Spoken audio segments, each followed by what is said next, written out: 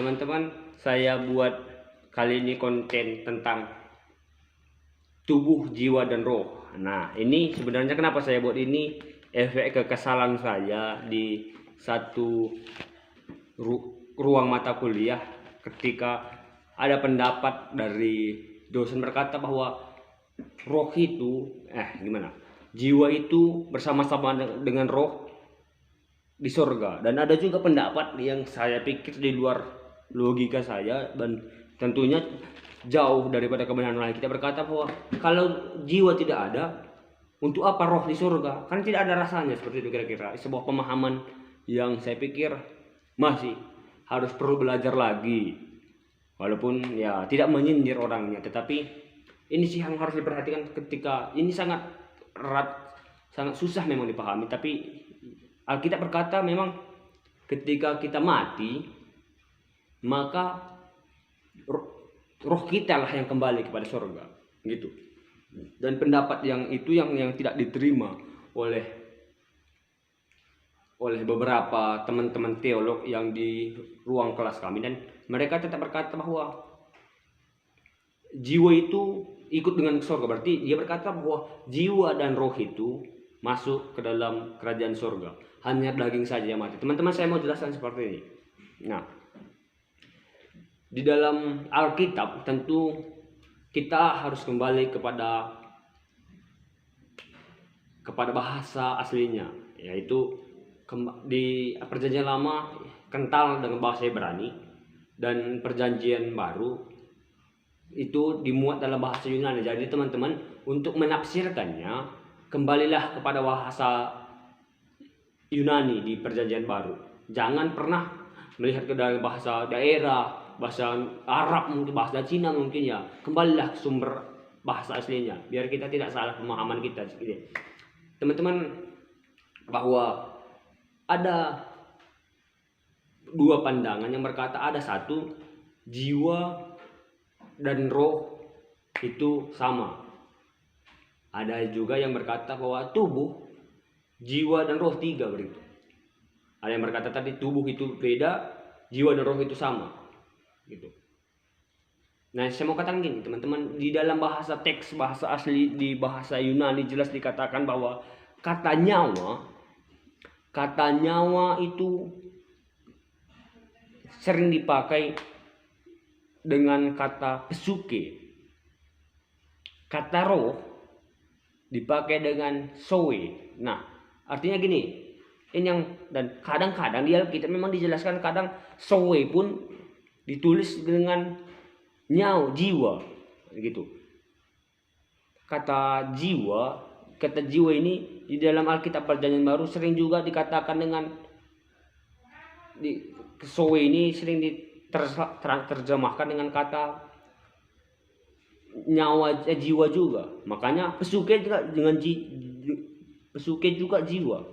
Nah, teman-teman, ada dalam kata jiwa ini, teman-teman mungkin nanti melihat ada banyak sekali berkata bahwa jiwanya naik ke surga, jiwanya diselamatkan, jiwanya bersama Bapa, jiwanya yang terangkat ke surga. Banyak nanti di Perjanjian Baru seperti ini yang ada tertulis di 1 Petrus bahwa bagaimana jiwa itu, keselamatan jiwa itu. Nah, seperti itu kira. Saya mau katakan teman-teman kembali ke teks aslinya bahwa kata jiwa di situ memakai kata soe atau roh. Kalau kita kembali ke dalam kata soe ini adalah roh sebenarnya, teman-teman. Nah, lalu kata jiwa sebenarnya apa? Jiwa sebenarnya dipakai kata pesuke. Makanya saya akan bacakan teman-teman satu ayat bahwa berkata di 1 Korintus, berkata 1 Korintus di 1 Korintus 10 mungkin ya.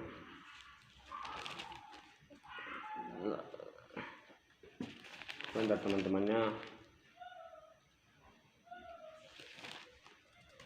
1 Korintus, oke. Saya dapat teman-teman. Ada di sini 1 Korintus 15. Saya bacakan gini, 1 Korintus 15 ayat 50. Saudara-saudaraku, inilah yang hendak kukatakan kepadamu, yaitu bahwa daging dan darah tidak mendapat bagian dalam kerajaan Allah, dan bahwa yang binasa tidak mendapat bagian dalam apa yang tidak binasa. Dikatakan bahwa daging dan darah tidak mendapat bagian dalam kerajaan Allah. Kata darah di sini dipakai kata pesuke, artinya jiwa tadi. Gitu. Jadi jiwa tetap mati ketika roh diangkat, roh dikembalikan kepada Bapa, tubuh dan jiwa mati. Nah, bagaimana si roh ini hidup di surga ya? Jangan anggap lagi kehidupan di surga sama dengan kehidupan di dunia ini, beda tentunya. Itu hidup dalam alam roh. Jadi ya, jangan paksakan pikir kita harus ada jiwa. Bagaimana perasaan kita tanpa jiwa gitu? Bagaimana roh kita tanpa jiwa? Jadi teman-teman, saya mau katakan ada dua kata di sini yang sering salah orang menafsirkan, kata sowe dan psuke. Sowe ini berarti roh, teman-teman. Walaupun di beberapa ayat di Alkitab kata sowe ini diartikan menjadi jiwa, tetapi kata jiwa sesungguhnya dalam bahasa Yunani dipakai kata pesuke. Maka kalau teman-teman lihat beberapa ayat yang memakai pesuke, berkata bahwa pesuke itu mati, pesuke itu tidak masuk kerajaan Allah. Pesuke ini berbeda dengan sowe gitu. Sowe dan pesuke dua hal yang berbeda, teman-teman. Satu yang tidak mati, sowe tidak mati, makanya dia akan ke surga, itulah roh.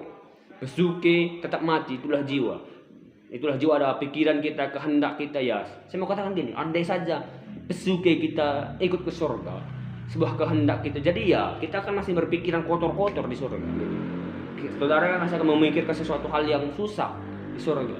Jadi itu semua tidak ada. Makanya di 1 Korintus 15 ini berkata bahwa daging dan darah tidak masuk dalam kerajaan Allah.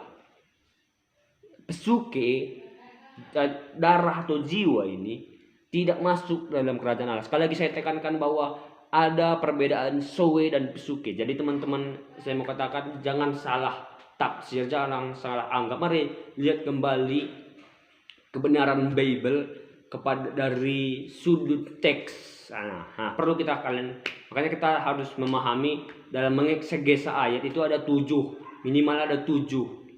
Dalam ilmu hermeneutik minimal itu ada 7 tahapannya. Jadi harus kita perhatikannya. Salah satu poin pentingnya bagaimana kita melihat teks aslinya. Selain daripada konteks jauh dekatnya, ada teks aslinya yang sangat berpengaruh besar dalam mengartikan teks. Jadi teman-teman, saya mau katakan untuk kita belajar kembali dari segi sumber aslinya gitu. Jadi bukan karena kita siapa, bukan karena sekolah kita seperti apa, tetapi kembalilah kepada kebenaran firman Tuhan. Rendahkanlah hati dan terimalah Yesus sebagai juru selamat. Tuhan